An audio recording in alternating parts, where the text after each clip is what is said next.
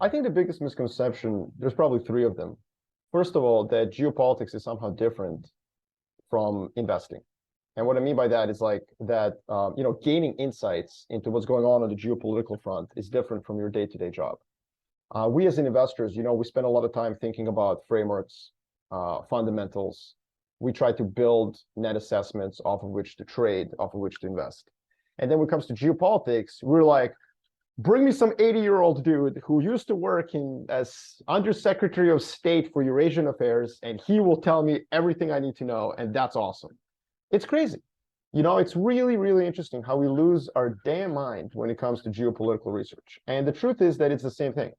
You need to have a framework, you need to do the research, you need to do the hard work, and then you have a net assessment. Now, is it going to be 100% correct? Of course not.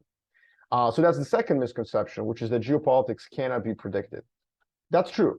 You cannot predict anything with high level of certainty. You also can't predict earnings of companies with high level of certainty, or the directionality of asset price moves using chart analysis and technicals. I mean, you can have a good handle on it, you can improve your knowledge.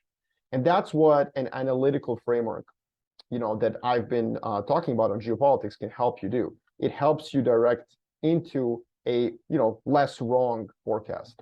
And then the third misconception is probably that geopolitical events are something that you need to focus on a more shorter term basis. I mean, it's funny because I wrote a whole book about that, so shameless plug. The book Geopolitical Alpha is about generating alpha off of geopolitical events. But the truth is, like, that's not really what geopolitical analysis is about. Geopolitical analysis is more about geopolitical beta.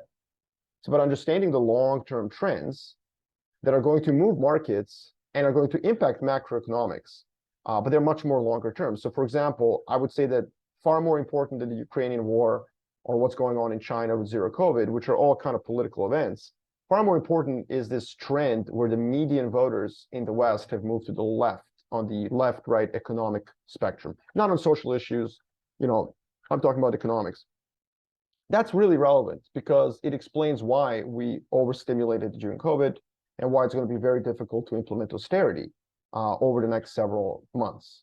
And I think that that's an interesting trend. It's something that has investment relevance, but isn't necessarily a sexy news item that you get on the front page.